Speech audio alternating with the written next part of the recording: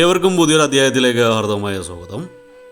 ഈ അധ്യായത്തിൽ നമ്മൾ വിശകലനം ചെയ്യുന്നത് അനിഴം നക്ഷത്രത്തിൻ്റെ 2025 ആണ്ട് മാർച്ച് ഏപ്രിൽ മാസങ്ങളിലെ ഗുണദോഷ ഫലങ്ങളാണ്. ഈ അനിഴം നക്ഷത്രക്കാർക്ക് 2025 ആണ്ട് ഗുണദോഷ സമ്മിശ്രമായിട്ടാണ് കാണുന്നത്. ഇതിലെടുത്തു പറയാനാണെങ്കിൽ കാർഷിക രംഗത്ത് നേട്ടത്തിനുള്ള സാധ്യത ഉള്ള സമയമാണ്. കാർഷിക വൃത്തിയിൽ നിന്നും വരുമാനം കണ്ടെത്തിയിരിക്കുന്ന അനിഴം നക്ഷത്രക്കാർക്ക് ഗുണകരമായ ഒരു സമയമാണ്. എന്നാൽ നിങ്ങൾക്ക് പരസ്പര വിശ്വാസം കുറയുന്നതാണ്. ദമ്പതിഭാവത്തിലാണെങ്കിലും പരസ്പര വിശ്വാസം കുറയുന്നൊരു സമയമാണ്. നിങ്ങൾ ആർഭാടങ്ങളും ആഡംബരങ്ങളും ആഘോഷങ്ങളൊക്കെ കഴിവതും ഒഴിവാക്കേണ്ടതാണ്. ധനനഷ്ടം അല്ലെങ്കിൽ ദൂർത്തുണ്ടാകാനുള്ള സാധ്യത കൂടുതലായിട്ട് കാണുന്നുണ്ട്.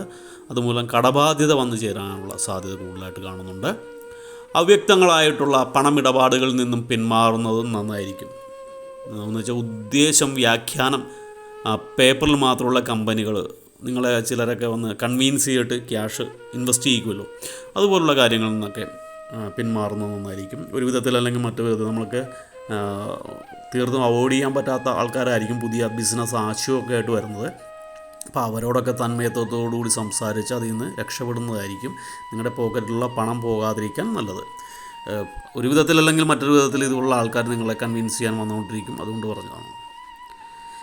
വിദേശയാത്ര ആഗ്രഹിച്ചിരിക്കുന്നവർക്ക് വിദേശയാത്രയൊക്കെ സഫലമാകുന്ന സമയമാണ്.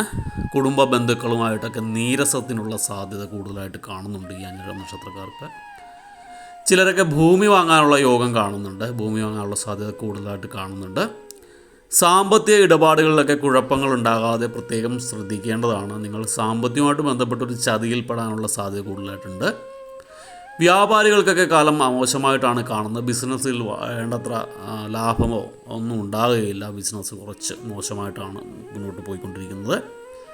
നിങ്ങൾക്ക് ഈശ്വരാനുഗ്രഹമൊക്കെ നല്ലതുപോലെ ഉള്ളത് കൊണ്ട് പല കുഴപ്പങ്ങളിൽ നിന്നും രക്ഷപ്പെടാൻ സാധിക്കുന്ന ഒരു സമയമാണ് ഈ 2025 ഏപ്രിൽ മാസമൊക്കെ, മാർച്ച് ഏപ്രിൽ മാസമൊക്കെ. സന്താനങ്ങളുടെ കാര്യത്തിലൊക്കെ ഒരു മനക്ലേശം ഉണ്ടാകുന്ന സമയമാണ് ഈ 2025 ഏപ്രിൽ മാസം. നിങ്ങളൊക്കെ അന്യ സ്ത്രീകളോട്, അതായത് അനിഴം നക്ഷത്രക്കാരായ പുരുഷന്മാർക്ക് അന്യ സ്ത്രീകളോട് അമിതമായിട്ടുള്ള അടുപ്പം തോന്നാനുള്ള സാധ്യതയുണ്ട്. അത് അപവാദത്തിന് ഇട നൽകുന്ന ഒരു സാഹചര്യവും ഉണ്ടാകുന്നതാണ്.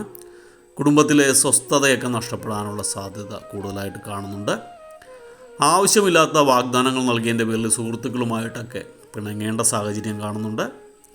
സ്വജനങ്ങളുടെ വിരഹം മനസ്സിനെ ദുഃഖഭരിതമാക്കുന്ന സമയമാണ്. സാമ്പത്തിക നേട്ടങ്ങൾക്ക് വേണ്ടി ചെയ്യുന്ന പ്രവൃത്തികൾ നിരാശ സമ്മാനിക്കാനുള്ള സാധ്യത കൂടുതലായിട്ട് കാണുന്നു. ഉറ്റ ബന്ധുക്കളിൽ നിന്നും പലരും ശത്രുത ഉണ്ടാകാനുള്ള സാധ്യതയുണ്ട്. അവർ ശത്രു ചേരിയിലേക്ക് മാറാനുള്ള സാധ്യതയുണ്ട്. നിങ്ങളുടെ മാതാവിൻ്റെ രോഗം അത് മൂർച്ഛിക്കാനുള്ള സാധ്യതയുണ്ട്. അതുപോലെ അതല്ല എങ്കിൽ ചില അനിഴം നക്ഷത്രക്കാരുടെ മാതാവിന് രോഗമുണ്ടാകാനുള്ള സാധ്യത കൂടുതലായിട്ട് കാണുന്നുണ്ട്. ഇത് മനസ്സ് അസ്വസ്ഥമാക്കുന്നതാണ്.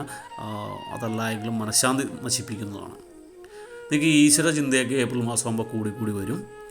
നിങ്ങൾക്ക് നിപുണയോഗവും ചന്ദ്രൻ്റെയൊക്കെ ഒരു സാന്നിധ്യവും ഒക്കെ അല്ലെങ്കിൽ വ്യാഴത്തിൻ്റെ അനുഗ്രഹമൊക്കെ ഉള്ളത് കൊണ്ട് നിങ്ങൾക്ക് ദുർഘട ഘട്ടങ്ങളിൽ നിന്നൊക്കെ നന്നായിട്ട് കരകയറാൻ സാധിക്കുന്നതാണ്.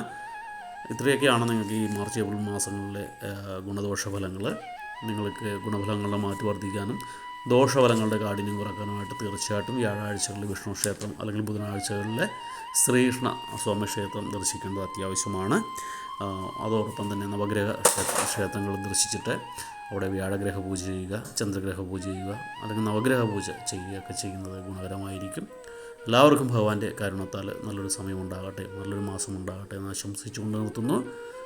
വീഡിയോ ഇഷ്ടപ്പെട്ടാൽ ലൈക്ക് ചെയ്യുക.